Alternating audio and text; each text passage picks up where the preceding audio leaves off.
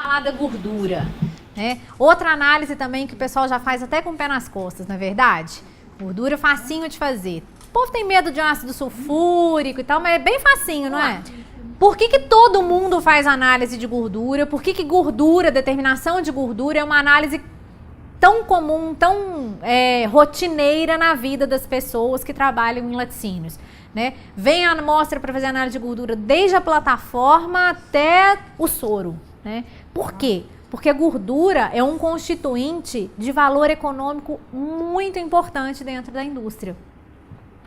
Então, se eu preciso saber quanto que está vindo na minha matéria-prima, o que está acontecendo com ela no meio do meu processo, onde ela está indo, porque ela tem que ir para o lugar certo, ou seja, para o lugar onde ela vai dar lucro. Né? Ou se ela está saindo e vai para o tratamento de efluente, vai dar 2 prejuízos, perder a gordura e tem que tratar mais ainda. Tá? Então, por isso que a gente analisa até o soro aí. A importância sensorial também, porque ela é responsável, ela é uma das principais responsáveis pelo sabor do leite, por isso que nós escutamos, leite desnatado tem gosto de água. Mentira, tem gosto de proteína com água, só não tem a gordura. Olha só que injustiça, a proteína também é responsável pela característica de sabor aí. E tem nutritiva, né? Aí nós não vamos entrar no mérito da questão, mas aí tem várias discussões. A gordura do leite tem aqueles ácidos graxos que são bacanas. Não, mentira, não precisa comer gordura animal, né? Nutricionista falou. Então tem várias coisas aí que... Mas nós não vamos entrar nisso não, é importante sim, tá? E tecnológica. Por que quando eu recebo um leite eu preciso saber quanto ele tem de gordura? Aí eu vou padronizar, vou pasteurizar, vou padronizar o leite ali. Quer dizer, eu vou tirar um pouco de gordura. E quando eu vou mandar, por exemplo, uma produção de queijo ou uma produção de iogurte, por que eu preciso conhecer o teor de gordura do leite que está sendo usado lá na matéria-prima? Porque aquilo ali vai influenciar na tecnologia que eu estou usando para produzir o derivado. Ela vai ser eficiente, ela vai dar sempre o mesmo padrão se eu padronizar, inclusive, gordura, e ela é muito importante tecnologicamente. É uma molécula bonitinha, que está desenhada aqui, tá? Ela nunca vem sozinha, ela vem sempre acompanhada, ela é daquelas que gosta de fazer turma. Eu me sinto, às vezes, mais gorda que o normal, porque eu também gosto de unir pessoas, tipo gordura. Então, as características químicas dela aí, ela é apolar, composta por ácidos graxos e outros elementos e está em formato de glóbulo. Olha só, tem fosfolipídio, lipoproteína, glicerídeos, cerebrosídeos, proteínas, tudo isso tem na molécula de gordura. Fora que junto, grudadinho nela, vem umas vitaminas aí. Olha como ela é importante. Tem gente que fala que a gordura do leite faz mal para a saúde. Olha, ela tem vitamina A, D, E, K, né? Todas essas todas essas vitaminas são compostos de caráter gorduroso, igual tem as de caráter ácido, tá aí associada. Insolúvel na água do leite, mas como que eu não consigo enxergar? Por que eu não enxergo a gordura do leite? Em condições normais, se eu deixar, vai subir, mas por que normalmente eu não enxergo? Tá emocionada. Quem é a melhor amiga, best friend aí da gordura que ajuda ela a ficar de acordo com a turma? A proteína, tá? Então, todas as vezes que eu tenho um valor de gordura, eu tenho uma noção se o teor de proteína está alto ou baixo, tá? Exceto se eu desnatar o leite, se eu fizer algum procedimento para tirar a gordura mesmo ali, for intencional.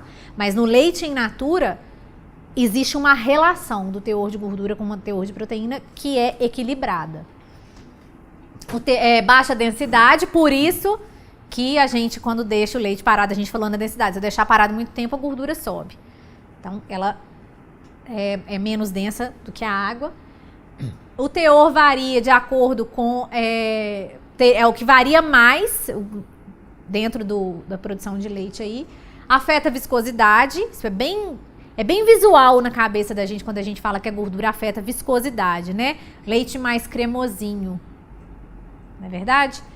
Distribuição de tamanho diferenciada e pode alterar o sabor, dá alguns defeitos, de acordo com o estado daquela molécula, degradação, quebra, quantidade, isso tudo vai alterar o sabor aí do leite.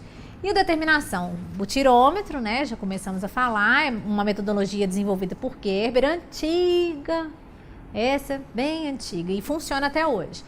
Você separa e quantifica a gordura dos demais sólidos e você, para fazer isso, você usa alguns reagentes. Por quê? Porque ela se convenceu de que ela tinha que, apesar de ser apolar, insolúvel em água, ela se convenceu que ela tinha que ficar emulsionada ali. Com os amiguinhos, com a proteína, com as vitaminas. E aí agora eu preciso separar. E para eu conseguir separar, eu vou dar tratamentos químicos e térmicos, de certa forma também, consequentemente, para conseguir separar essa gordura.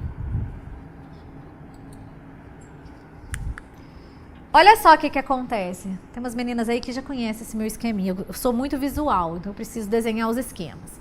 Isso aqui é uma amostra de leite, tá? Isso é leite. Ou queijo. Imagina, criem a imagem que vocês quiserem aqui. Intacta, tá lá. Eu vou adicionar ácido sulfúrico. O que acontece na reação ácido-água? Liberação de calor. Então, aquece. Quando o ácido sulfúrico entra em contato com a água do leite, ele aquece. Tem liberação de calor. Além disso, o ácido sulfúrico abaixa o pH da amostra. E o que acontece com proteínas em pH baixo?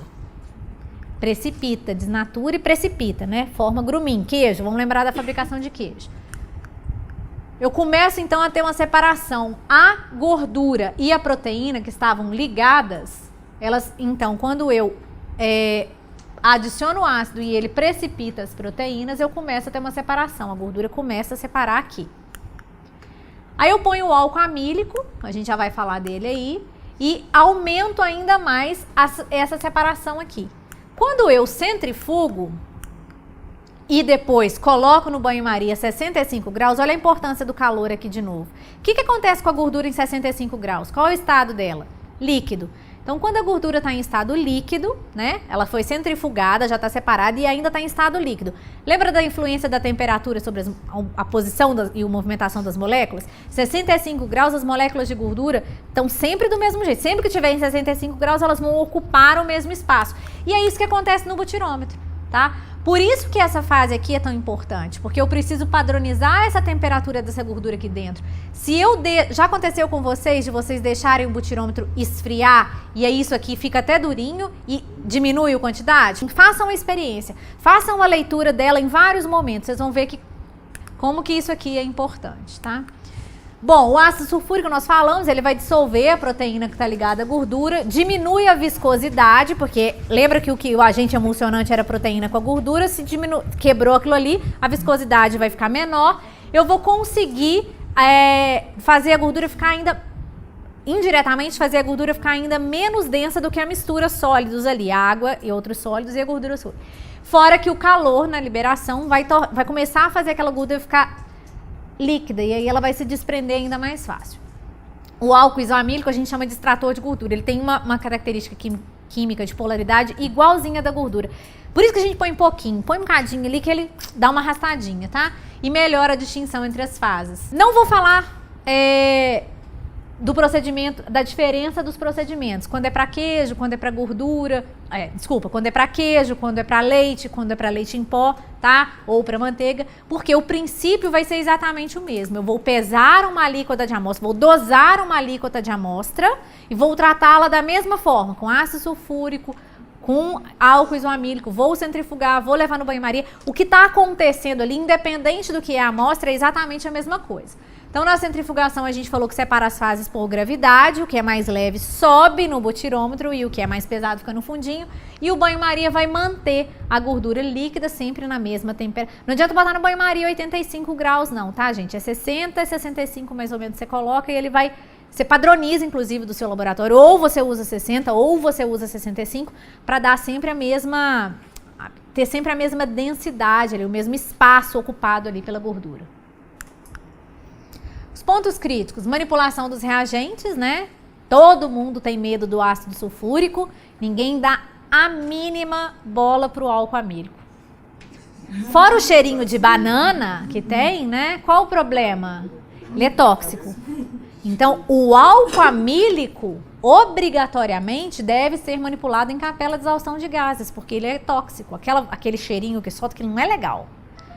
O ácido sulfúrico, só proteção de contato. Odor, não é volátil, então é só proteção de contato. E a gente tem muito mais medo do ácido sulfúrico do que do álcool amílico.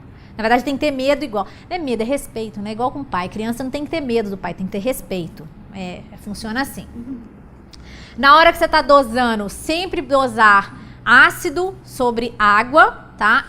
É a lógica das reações ácido-água. Tem algumas vezes, pode ser que vocês peguem uma metodologia que fala assim, você pesa a amostra, você coloca, tá escrito lá assim, você coloca o ácido, leite em pó. Você coloca o ácido, soro também é assim? Não, né? Só leite em pó. Soro em pó ou leite em pó, tá? Entendi. Você pesa a amostra, faz a solução, coloca lá e tal, e aí coloca o ácido, depois você coloca a água. Duas coisas que eu questiono, e aí como tem outras referências que falam diferente, eu me apoio inclusive nas referências que falam diferente. A gente sabe que não é recomendado adicionar água sobre ácido, que é um risco, e aí vai interferir na questão da segurança do analista. E segundo, se eu colocar a amostra, o ácido, e eu não deixar esse ácido agir, agitação, homogeneização sobre a amostra, e eu colocar água, o que eu estou fazendo com a força desse ácido? Diminuindo. Não é interessante para mim. Então, se vocês pegarem alguma metodologia desse jeito, tenta achar alguma referência que está escrito isso, tenta achar outra onde não está e segue ela. Sempre vai ser a amostra, se necessário, água ali, o ácido, o álcool amílico. Às vezes, eu ensino esse truque para o pessoal. Você homogeneizou, agitou o butirômetro, fez a dissolução completa da amostra, mas você tem certeza que depois que você centrifugar, não vai subir na escala, você vai se matar apertando rolha. Quem nunca, né? Aquelas coisas. Se você já acha que isso pode acontecer, antes de você centrifugar, pega água destilada a 65 graus e põe um pouquinho no butirômetro, tá? Carol, mas isso não vai diluir? Não, você já fez a reação. Lembra que você já agitou? Agora você só vai separar por diferença de densidade. A reação química é imediata, aconteceu. Essa água ela só vai servir para preencher espaço e subir. Tá? Às vezes tem a ver com a construção do butirômetro, não quer dizer que o butirômetro é ruim não, tem butirômetro ótimo que às vezes acontece isso, tá? Temperatura do ambiente também tem a ver, mas assim, é um truque bacana.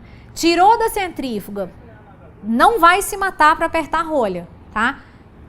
Tá difícil, você tá vendo que você vai apertar a rolha e não vai subir a gordura na escala? Vira, abre, põe mais um pouquinho de água, centrifuga de novo, volta no banho-maria. Lembre-se que essa água que você tá colocando depois que a reação já foi feita, ela é só para preencher espaço, só para fazer volume. Tipo, gente famosa que convida um monte de gente pra festa e parecer que tá cheia, é mais ou menos isso que você vai fazer, tá? Importante, já aconteceu comigo. Pessoa louca, desesperada, não queria centrifugar de novo, ter que fazer tudo de novo. Tocou litro de água dentro do butirômetro. Resultado, não dava leitura. Grudou tudo lá em cima. Se eu baixasse, ia soltar tudo na minha mão. Então, dosem. Tenham cuidado quando vocês forem fazer isso, tá? Tem um critério. É melhor fazer a análise no tempo dela do que ter que refazer ela 4 vezes. Aqui, ó, água aquecida. Né? Secagem da boca do butirômetro antes de colocar a rolha. Não tem jeito, vai ficar álcool amílico ali. Pega um papelzinho, passa. Isso é para sua segurança, principalmente. E vocês vão comprar menos rolha, que o povo não me escute, mas vocês vão gastar menos dinheiro comprando rolha, porque a rolha vai ficando horrorosa com o tempo, quebra, tudo aquilo. Agitação do butirômetro. Pode ter pano no laboratório? Pode. Se ele ficar seco, se você pegar uma canetinha e escrever nele assim, pano para análise de gordura, EPI, eu quero ver quem vai falar com você que não pode. Quero ver. Por causa da questão das boas práticas de fabricação, que não pode ter pano dentro da fábrica, porque molha e cresce micro-organismo. Não. Se você molhar o pano de agitar o butirômetro, vai queimar sua mão, porque vai passar o calor mais. Então tem que estar seco. Tá? E tem um pessoal aí que tem uns dispositivos, faz com tubo PVC para colocar o butirômetro lá dentro. Eu acho super legal, acho bem bacana mesmo. Tem que ter cuidado, porque pode acontecer de quebrar se não estiver bem ajustado. Mas eu gosto muito do pano.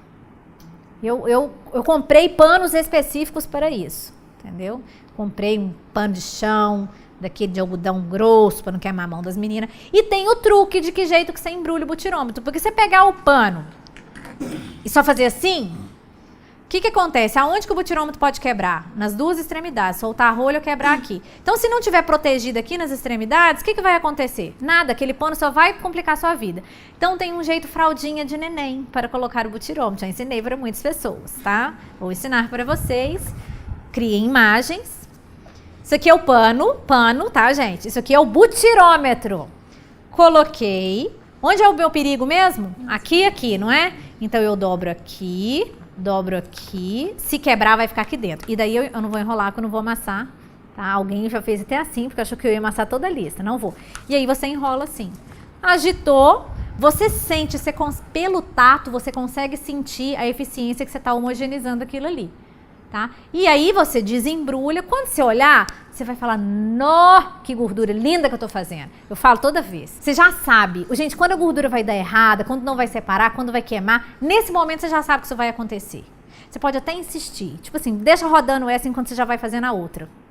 Sabe? É bom que você tem 2 resultados, vai fazer uma média, ver se você tá calibrado, mas enfim. Normalmente você já sabe. Ali você já sabe que se vai dar certo ou se vai dar errado. Ali você já começa a ter uma noção, né? Se você largar a amostra, e aí tem aqui, né?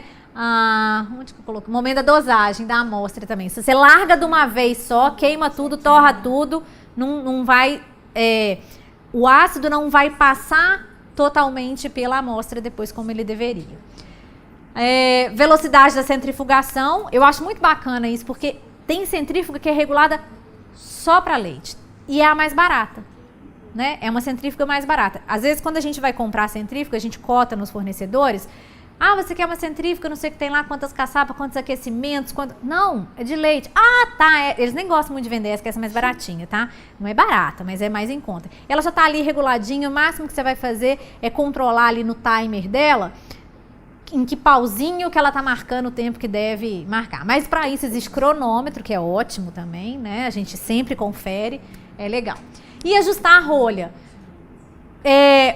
Pessoal, questão de EPI é um negócio que a gente não dá muita atenção, mas isso é muito importante, tá? Inclusive para qualidade do resultado que você vai dar, porque você trabalhar tensa com medo é muito complicado. Eu pego muito no pé das meninas. Tem que usar a luva, e existe uma luva específica, não é luva da caixinha, aquela branca ou azul, que agora todo mundo usa azul por causa dos alergênicos, né? Mas enfim, não é ela não protege. Vocês têm que procurar para saber. Existe um CA, que é um número, depois se vocês quiserem, vocês me peçam, eu passo para vocês. Não tem que vender rim nenhum para comprar essa luva, é barata, tá? Não é uma coisa cara, vale muito mais que a segurança. E tá com ela. O pano nessa hora, se o butirômetro estiver quente ainda é legal, tá? Mas se não estiver quente, pelando, que você aguentar, pode ser só com a luva. Agora a luva é indispensável. E o óculos? Tá? Eu já escutei várias pessoas falando pra mim assim, eu já tive acidente, já quase fiquei cega. Sei de uma pessoa que perdeu a visão por conta de acidente com butirômetro. Então, é pra ter respeito com a análise. E o extrato seco total? O que é isso? Todos os sólidos. 99.999 pessoas que a gente vai quantificar. Para eu saber quanto de sólido que tem, eu tenho que descobrir quanto de água que tem. Então, na verdade, eu já descubro os dois. É importante na avaliação do rendimento da produção de derivados e para adequar os produtos às normas da legislação. Lembra quando a gente passou os quadros lá? Todos os produtos têm padrão ou de proteínas, que é um sólido, ou de todos os sólidos, tá? Todos eles estão enquadrados, classificados, tem RTI, todos que tem, né?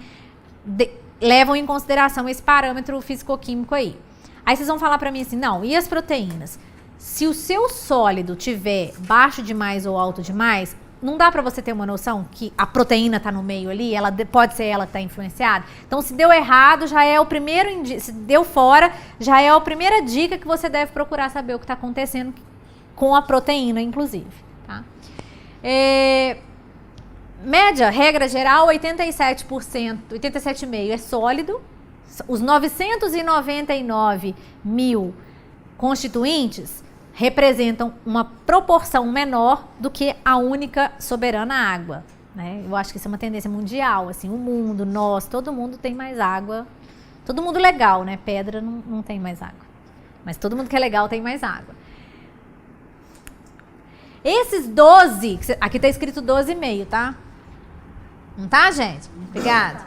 Esses 12,5 aqui é que vão, na verdade, ter valor econômico principal para mim ali, né? Óbvio que se eu tiver um leite com muito sólido, desde que seja sólido do leite, não sólido fabricado, né? Ele vai economicamente ser mais interessante para mim. Vai me render mais. E aí você pode fazer... Se a gente falar de leite, a gente tem 4 opções, metodologias referenciadas e oficiais, tá? Tem os testes, tem os equipamentos por ultrassom, igual a gente já comentou do Ecomilk hoje, que fazem também.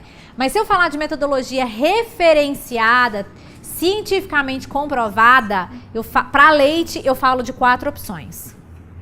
Que é super legal, né? Você pode, tipo, 3 são cálculo, esse aqui que já calcula para mim, ou 2 fórmulas, e o método gravimétrico, que é o da estufa.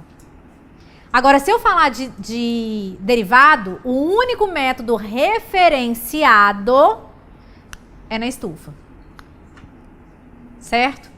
Carol, e analisador de umidade? Legal, desde que ele esteja validado com a estufa. Ali para rotina é legal, tá? Ecomilk ou outros analisadores por ultrassom. Desde que você cuide bem da manutenção, da higienização, da limpeza e faça calibrações periódicas, também é uma importantíssima ferramenta no seu dia a dia. Isso é super importante a gente lembrar que o equipamento, por melhor que ele seja, se eu não cuidar bem dele, não vai ser bacana. O que acontece aí no método gravimétrico? Fórmula, beleza, alguém já fez essas relações lá com o leite pra gente. Às vezes pode ser que dê uma diferença, porque quando essas fórmulas foram criadas, as vacas não comiam a mesma coisa que elas comem hoje. O clima mundial era um pouco diferente do que é hoje. Mas dá pra seguir, dá pra ser feliz, tá? O que acontece com a amostra? Você submete a amostra, você pesa uma quantidade de amostra, submete essa amostra no calor. O que acontece com o calor? O que acontece com a água no calor? Começa a evaporar. Aí você tira e vai pesando e aquecendo, pesando e aquecendo. Quando a diferença entre essa pesagem e essa aqui for... na verdade aqui não é diferente, é menor ou igual a 0,001 grama, ou seja, 1 miligrama, você diz que já evaporou toda a água e agora só sobrou sólidos. Alguém aqui já fez ou faz essa análise de rotina? Ele não, porque na verdade o certo seria assim, vamos estabilizar, não tem mais água para perder, não vai variar mais o peso. Mas isso não acontece, chega num determinado tempo, o peso sobe. Já aconteceu isso com você? A pesagem seguinte fica maior, tem mais massa do que a anterior. Então, aí a gente desconsidera essa e considera que até na anterior já tinha perdido toda a água. Mas aí eu pergunto pra você, você deixou mais 1 hora entre a 4ª e a 5ª pesagem. Na 5ª pesagem ficou maior que a 4ª, então eu desconsiderei. E falo que na 4ª já tinha evaporado toda a água. Será que eu tenho certeza que 1 hora entre a 4ª e a 5ª, nos 30 minutos, acabou de secar e aqui começou a formar composto oxidado? Será que não posso falar que aconteceu isso? A gente não tem certeza. Essa é a limitação do método, é a fraqueza do método, mas ele é referenciado, tá? E vários cuidados em boas práticas de laboratório nessa análise contribuem demais para você ter o mínimo escorregão, a mínima engasgada ali no procedimento, ela vai influenciar demais no seu resultado. A exatidão do método é influenciada por vários fatores. A temperatura que você usa para secagem. Qual é a temperatura que está escrito na metodologia? Vocês lembram? 102 graus, tá? Você usa 102 graus para os produtos lá. Eu vou tentar 105, que é para ver se seca mais rápido, porque esse negócio de ficar fazendo uma análise 9 horas, ninguém merece. O que acontece, pessoal? É calor demais em cima da amostra. A superfície da partícula de amostra ali vai perder a umidade muito rápido, vai acabar formando uma camada quase que impermeabilizante. E aí vai ficar a umidade presa lá dentro aquele queijo raladinho, sabe? Aquele fatia fininha, fica. Tudo é muito pequeno ali, né? Nosso mundo é muito micro. Então, você tem um problema aí. Por isso que a temperatura é 102 graus. Existem algumas pesquisas, alguns estudos que mostram que a utilização de estufas, eu vou falar daqui a pouco, a vácuo com temperatura mais baixa são mais eficientes. A umidade relativa e a movimentação do ar dentro da estufa. Não é qualquer estufa. O recomendado é a estufa com circulação de ar. Por quê? Aquece e o ar quente circula por todas as áreas da estufa. Quando a gente trabalha com a estufa muito cheia, por exemplo, das amostras, com muitas cápsulas, sempre você vai perceber que às vezes uma vai secar mais que a outra. Às vezes você está fazendo uma amostra só, fazendo repetição, 5 cápsulas com a mesma amostra. Por que que uma termina antes da outra? É a mesma amostra, basicamente a mesma quantidade. Por quê? Porque no lugarzinho onde ela estava dentro da estufa, a troca de calor era mais eficiente. Acontece. Até com a circulação de ar acontece, imagina sem. O vácuo na estufa, vou falar daqui a pouco melhor. Tamanho das partículas e espessura da amostra. Aqui uma faca de 2 legumes. Se eu trituro a minha amostra demais, eu corro um grande risco de parte da umidade dela ficar no triturador, no recipiente que eu estou triturando, tá? Se eu coloco a partícula grande demais, eu posso correr o risco de não conseguir fazer o calor chegar até lá no miolinho, porque o miolinho estava muito longe da beirada. Vocês estão criando imagens, eu gosto que vocês criem imagens, tá? Então, análise de umidade de queijo. Eu ralo em qual parte do ralador? Batata palha. Quem usa ralo, rala na batata palha. Vai sair fininho, tá? E a tirinha fininha e de pouca espessura. É bacana. Carol, eu uso triturador, tipo liquidificador. A gente usa. O que é importante? Triturou? Homogeneiza bem com bastão de vidro e aí dali você pesa. Daí você vai garantir que não tá ficando umidade ali, tá? Homogeneiza bem. E as partículas ficam todas do mesmo tamanho. Isso é legal por causa da uniformidade aí. A construção da estufa, uma estufa de boa qualidade. Não dá para pegar uma estufa que não tá com uma regulagem de temperatura legal, que tá falhando. Essa análise aqui não dá, gente. Não dá. Põe ela para secar a vidraria. Tá? Mas nessa aqui não dá. Número e posição de amostras na estufa, a gente falou. Dependendo, se você tem uma estufa. Nossa, minha estufa cabe 60 cápsulas. O dia que você botar 60 e o dia que você botar 10, a eficiência da pessoa é diferente. Geladeira da casa da gente. Dia normal fica tudo geladinho. Vou fazer um churrasco no final de semana, entupo de cerveja lá dentro. Vai ficar tudo gelado? Não. Né? Vai até esquentar. É a mesma coisa. Formação de crosta seca na superfície, foi o que eu falei, às vezes o calor excessivo demais forma uma crostinha e essa crostinha não deixa sair a umidade. Material e tipo do cadinho. O mais recomendado são as cápsulas de alumínio com tampa. Tá? O alumínio ele ajuda na difusão do calor. Então, é o mais recomendado. Cadinho é legal para mufla, porque ele resiste. Mas para estufa, a cápsula de alumínio é a melhor. E a pesagem da amostra quente. Eu posso pesar alguma coisa quente na balança? Por quê? Porque estraga a balança, tá, mas por que mais? E se eu não ligar, sou muito rica, eu posso comprar uma balança por semana, desde que estrague. A agitação das moléculas, isso mesmo. Quanto mais quente, mais agitadas estão as moléculas. Facinho da balança equilibrar, né, gente? Vai ficar variando, vai variar porque a balança tá louca? Não, que tá louca são as moléculas que estão quentes, batendo para todo lado, tá? Então ali você tem problema. Fracionamento da amostra, cuidado com a perda de água. Amostra bem misturada, pérola de vidro ou areia. A areia, pela partícula ser menorzinha e tal, ela é legal na difusão do calor. E a vantagem, não precisa lavar, pode jogar fora, né? A amostra precisa esfriar para ser pesada, a gente já falou. Transferência da cápsula, da cápsula que está na estufa para o dessecador e para a balança. Como que eu manipulo isso? Com luva. Se você garantir que a sua luva não solta fiapo, se você garantir que a sua luva não tem pozinho nenhum, beleza. Mas o ideal é com pinça, tá? Tem uma pinça específica para isso.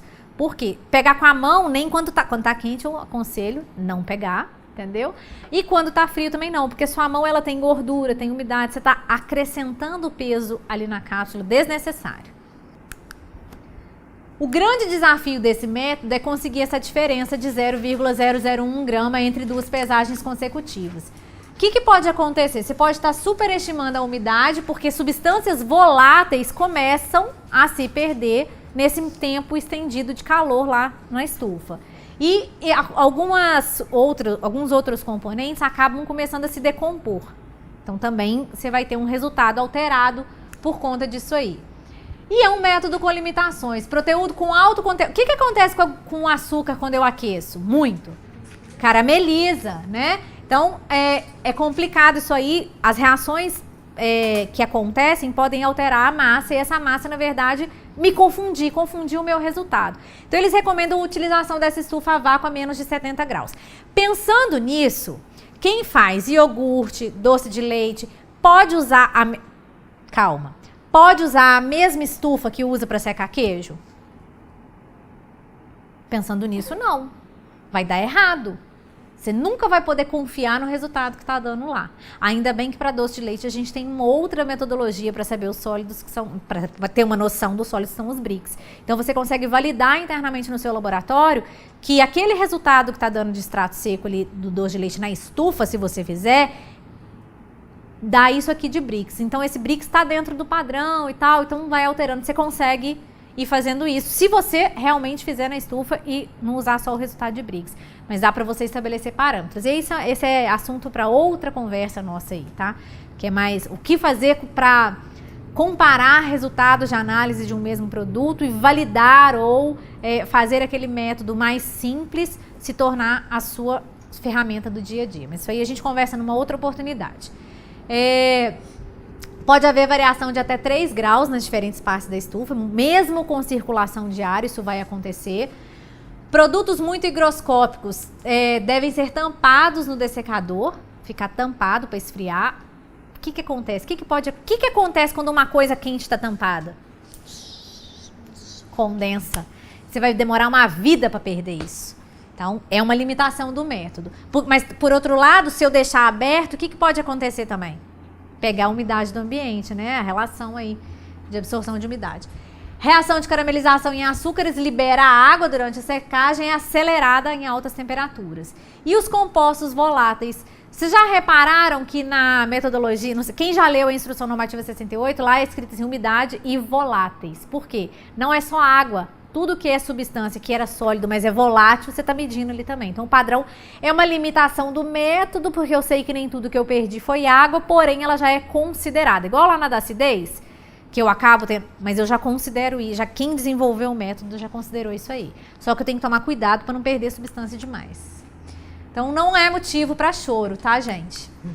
O que recomenda? Circulação com ar forçada, já que a de vácuo a gente vai preferir comprar uma queijomate, e secagem até peso constante ou até aquela diferença. É só para os fortes. Só para os analistas de laboratório. Fazedor de análise não dá conta, não. Tá? Bom, sobre o índice de peróxido na manteiga, que eu falei para vocês, que é uma metodologia bastante complicada, bastante perigosa, vamos dizer assim, eu não coloquei no material, vocês não vão achar. Tá? Porque, na verdade, foi uma dúvida que eu tive. Coloco ou não coloco? Coloco ou não coloco? Porque, na verdade, eu não gosto de incentivar o pessoal a fazer essa análise nos laboratórios das fábricas por conta da característica dos reagentes que são envolvidos. O ideal é uma análise importante, dá muita informação pra gente, a gente vai ver. Mas eu sei que, às vezes, na indústria, existe uma certa dificuldade de se ter capela de exaustão de gases. Não dá.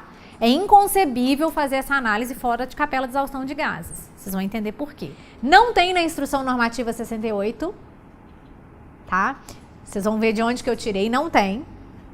Lá não tem. O que essa análise me conta? O que índice de peróxido? Para que eu estou fazendo índice de peróxido em manteiga? Me dá uma noção do grau de oxidação da gordura. É interessante para mim que a gordura da manteiga oxide? Não. O que acontece quando a gordura da manteiga... O que acontece com a manteiga quando a gordura da manteiga oxida? Rançosa, fedido, gosto, né? Cheiro, fedidinha, foge do padrão de identidade e qualidade que a gente falou lá atrás, que todos os produtos têm que seguir. Por quê? O que causaria esse ranço, essa oxidação? Por que acontece isso na manteiga? Vamos começar a listar os motivos hoje e vamos terminar amanhã. Vários, mas basicamente, tá?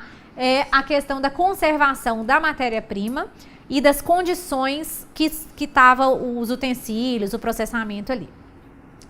Quando você faz essa análise, o resultado dela dá uma ajuda para você avaliar as alterações decorrentes de hidrólise e rancificação ou adulteração.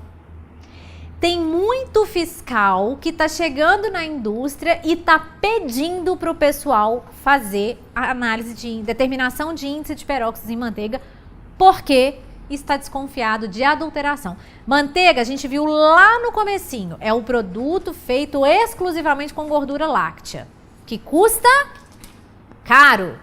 O que o pessoal cientista, inovador, do P&D, vamos dizer assim, do P&D não oficial da fábrica, está inventando? Vamos misturar uma gordurinha mais barata para dar um ganho. E aí essas gorduras, elas têm comportamento diferentes, a hidrólise dessas gorduras é diferente da gordura animal. Então, quando você pega uma manteiga que está com índice de peróxido muito alterado, você pode desconfiar sim que ali tem outro tipo de gordura misturada. Para comprovar isso, pessoal, só por análise de DNA. Quando teve aquela confusão da adulteração, não aqui no Brasil, né? Aquela adulteração que tinha carne de cavalo misturada na carne de boi, é a metodologia que foi feita para calcular quanto era de origem de uma espécie e quanto era de outra. Existe, é possível fazer isso. Só com essa análise que você vai poder afirmar com toda certeza, não, tem gordura alterada aqui. Mas como existe um padrão para esse índice de peróxido, não interessa porque que está alterado, não pode estar, o pessoal da fiscalização acaba usando isso aí, tá? Às vezes eles estão desconfiados só da condição de higiene mesmo. Então, dá uma noção da qualidade da matéria-prima que foi utilizada, né? A temperatura de conservação, principalmente no que diz respeito à temperatura de conservação e a presença de enzimas microbianas. Se eu produzir meu creme de leite, meu leite já não era lá essas coisas, ou então talvez era, mas na hora que eu fui obter o meu creme de leite, eu não segui boas práticas de fabricação. Não estoquei esse creme de leite na temperatura recomendada, deixei o povo que estava ali se multiplicar. O que vai acontecer? Vai ter produção de enzima por esses micro-organismos que foram sendo felizes, comendo, crescendo ali. E essas enzimas, quando eu bater o meu creme de leite para ele virar manteiga, eles vão prejudicar, elas vão continuar, elas não saem. Enzima é um negócio igual praga de mãe, fica pro resto da vida, tá? Não tem jeito de eliminar. Então fica lá aquela enzima, ela vai atuando e vai produzindo esse ranço, oxidando esses constituintes. O método que a gente vai conversar agora é um método que o Lanagro do Rio Grande do Sul utiliza, tá? Que é o que eu também busquei de referência no Adolfo Lutz, nas metodologias físico-químicas do Instituto Adolfo Lutz. Determina substâncias capazes de oxidar iodeto de potássio. Então, na amostra, se tiver substância capaz de oxidar iodeto de potássio, eu vou determinar a quantidade que tem dessas substâncias, titulando contra tiosulfato. Então, é uma titulação indireta. Então, eu calculo que tem os peróxidos ali também. Cuidado! Tipo, arrepia o cabelo agora. Emprega reagente nocivo. Ô, gente, ele usa só 3 reagentes. Clorofórmio, ácido acético e ácido clorídrico. Clorofórmio, não vou tecer comentários para não comprometer ninguém. Ácido acético, cheirinho da hora, não é? É PA. Você faz uma solução, uma mistura de ácido acético. O que acontece quando você abre o ácido clorídrico, pessoal? Fumacinha, ele é super volátil. O ácido clorídrico líquido mais concentrado que eu consigo é 37%. Passou disso, ele é gás. E aí? Imagina isso aqui dentro do laboratório, que facinho que vai ser a nossa vida, pois nós não estamos dando conta do cheiro do álcool amílico. Você coloca a amostra num becker, funde a amostra para a gordura separar bem, ficar líquida e você conseguir filtrar, porque eu quero saber quanto tem na gordura. Então eu filtro, pego o meu filtrado, daquilo ali eu peso rapidinho para fazer, né, gente? Já começou a ficar, já começou a dar preguiça, porque ó, as etapas, muitas. Eu peso 5 gramas, tá? Aí eu vou adicionar 30 ml de solução de ácido acético e clorofórmio. Isso, se é 1 mais 2, significa que são 10 ml de clorofórmio e 20 de ácido acético. Isso é PA. Agito para dissolver, porque eles são solventes ali da gordura. Coloco 0,5 ml de solução saturada de iodeto de potássio, porque daí eu vou ver daqueles compostos ali que eu separei, o que consegue oxidar o iodeto de potássio. Eu sei quanto eu coloquei de iodeto de potássio. Aí eu vou titular depois contra o tiosulfato. Coloco no escuro. Adoro colocar no escuro. Né? Porque daí você faz, mistura aquilo ali, embrulha em papel alumínio, esconde no escurinho. 1 minuto. Coloco então num minuto, daí adiciono 30 ml de água e vou ver. Mudou a cor? Não mudou a cor? Aí eu tenho procedimentos diferentes para tomar. Se alterar a cor, mudou de cor completamente, ou alterar, ficou mais fraca ou mais forte, vai ficar mais fraca. Eu coloco mais água e quanto mais de água? O método não fala. Não fala, tá? Ponho mais um pouquinho só para dar uma clareada para eu conseguir ver bem. E vou começar a titular contra o tiosulfato. Você pode usar as duas concentrações, 0,1 ou 0,1 molar. Depois na fórmula você vai considerar o que você usou. Até quase desaparecimento da cor. Aí você põe solução de amido e continua a titulação até ficar, sumir totalmente o azul. Porque quando você põe amido, né, ele vai ficar azul. É quase igual lá do Lugol, enfim. Não alterou a cor. Lá atrás, ó. Adicionei 30 ml de água e não alterou a cor. Aí, se não alterar a cor, eu venho pra cá. Coloco 0,5 ml de solução de amido, continuo a titulação até desaparecimento completo da cor. Então, vamos lá, os cálculos. Para eu saber quanto de índice de peróxido é o volume do tiosulfato que eu gastei. Eu tenho que fazer branco, esqueci, mas estava escrito aqui. Tem que fazer o branco, ó. Tem que fazer uma prova em branco. Anoto quanto eu gastei de tiosulfato no branco e na amostra e venho. O volume que eu gastei na amostra menos o volume que eu gastei no branco, vezes a concentração, se eu usei 0,1 ou 0,01 de tiosulfato, vezes o fator de correção da solução de tiosulfato, nós vamos falar disso amanhã, eu acho, fator de correção de soluções de titulação, super importante, vezes 1000 e divido pela massa. Lembra que eu falei assim, pesa 5 gramas da gordura filtrada, mas a minha balança marcou 5,002. Eu tenho que anotar essa massa, tá? Todas as vezes na vida de vocês que vocês pesarem, se vocês não conseguirem exatamente 0,000, depois da vírgula lá, vocês anotam e consideram isso depois, porque a alíquota já é para pesar 5 mais ou menos algum pouquinho. 6 não vale, certo? Porque daí os reagentes vão ser insuficientes. E aí, então, eu tenho o índice de peróxido.